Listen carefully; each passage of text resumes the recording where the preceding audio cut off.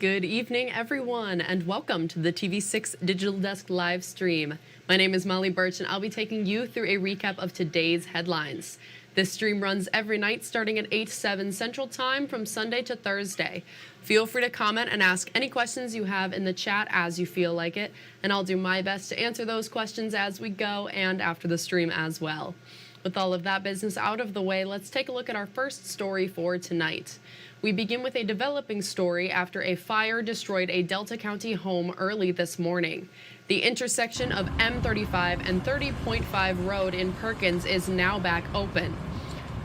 Fire reached above the home's roof as several fire departments worked to get control of the scene. First responders on scene said there were concerns about downed power lines near the home. 2 people were in the home at the time of the fire and were able to get out safely. This story will be updated with more information as it becomes available. And the fundraiser to renovate the Bates Township Hall surpassed $200,000 today.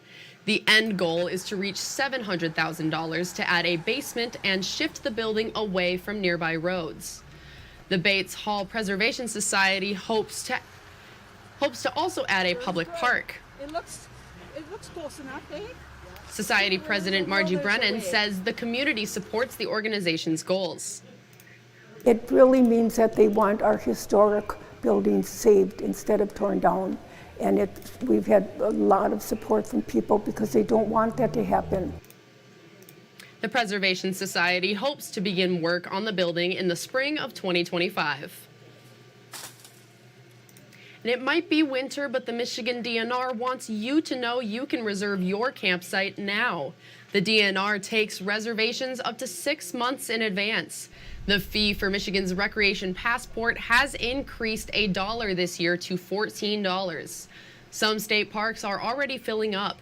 The DNR says now is the time to reserve your spot for your summer trips. The sooner you put in a reservation, obviously the more peace of mind that you can have, because a lot of folks, for whatever reason, tend to wait till the last minute. So now's the time to think about those things and kind of like, look ahead to summer and explore those reservations now where you're getting in early. Perkins says you can easily make reservations for any of the state parks online. If you saw some action on Teal Lake this afternoon, that was the Marquette County Sheriff's Office dive team doing its annual ice dive training. The dive team says they go out once a year to hone their ice rescue skills in case they are ever needed. 10 members of the dive team took the plunge.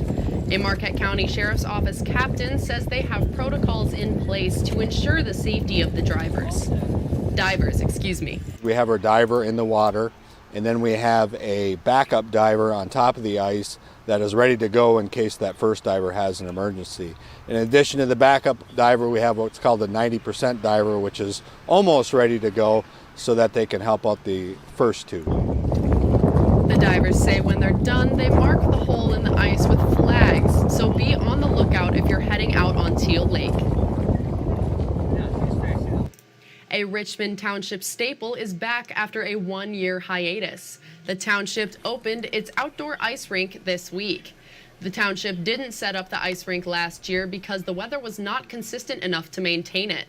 Now, folks can lace up their skates and visit the rink for free anytime the park is open. The warming room is not currently open, but the township says it will be open if enough community members are interested in volunteering. Richmond Township supervisor says the rink is popular with kids in the area. There's not a lot to do here in Palmer for the younger kids, and we've got a lot of hockey players, and it gives them something to do, kill a little bit of time without being too destructive, and get out and enjoy the weather as much as you can. Mills said the rink will be open as long as the weather permits. And one of the biggest dog sled races in the UP is coming up quick. With the UP 200 just over a month away, how will the weather affect the start of the race? TV6's Michael Sobek breaks down the race outlook and what you can do to help. After several qualifying races for the 900-mile Iditarod were canceled already this season, the UP 200 is taking center stage. That's why right now UP 200 race organizers are working to ensure the race is held as planned. UP 200 board member and volunteer coordinator Megan Haliva says she still needs more volunteers. Currently on registered volunteers, I have about 250. I need about 400 more. It's a big event and it's only getting bigger, especially because a lot of the races have been canceled. Specifically the Bear Grease out of Minnesota is one of the biggest national races and it canceled.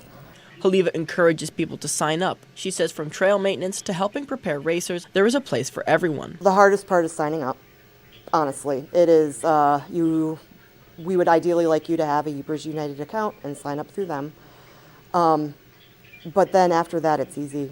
I'll be in direct contact with you. I will hook you up with your site supervisor. I will answer all questions you may have. With just over a month until race day, the UP 200 president Darlene Walsh says the consistent cold temperatures we have now is great for building base on the trails. The solidification of those wet areas helps make for a safe trail. Now is not the time to get panicked. We will have snow. We're determined. Our thinking at this point is as long as we can have a safe trail, we will have a race. The UP 200 will begin on the evening of February 15th in downtown Marquette. To learn more on how you can volunteer your time, go to uppermichigansource.com or the TV6 and Fox UP mobile news app. And developing now, the City of Marquette and Peter White Public Library want exhibit proposals for the 2025 season. Exhibits will be upstairs and downstairs in the library.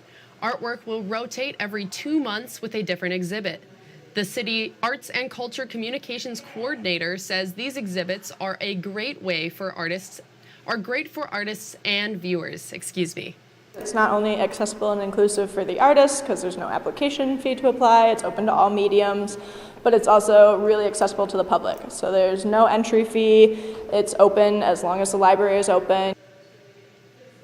You can find applications for artists online. They are due by March 31st. And finally, tonight on the TV6 Digital Desk live stream, a Negaunee business is hosting a mini psychic fair this Saturday. The Hidden Gem Wellness owner says the fair is the perfect size for the space they have. There will be psychic readings, tarot card readings, glitter tattoos, and Reiki sessions. There will also be henna tattoos with designs inspired by the oracle card you draw. The Hidden Gem Wellness owner says events like this get people out and about when it's cold. We've been having great events in downtown Negaunee on Iron Street that pull people in, build community, help the winter pass a little faster rather than sitting at home and wishing, snow would go away. The fair will be from 11 in the morning to 3 in the afternoon on Saturday at Hidden Gem Wellness in Negaunee. And that's all the stories we have for you tonight. Be sure to tune in tomorrow night where I'll be here in the same place at the same time. That's 8/7 Central Time with a recap of tomorrow's headlines. If you have a story idea you think we should report on, feel free to contact us at any time. These are a few easy ways to get a hold of both myself and others in the newsroom. And again, you can contact us at any time. We would love to hear from you and what's happening in your community. And don't forget, you can find us streaming on Facebook or YouTube, whichever platform you'd prefer. And again, thank you all for joining me live at the TV6 Digital Desk. Have a great rest of your night.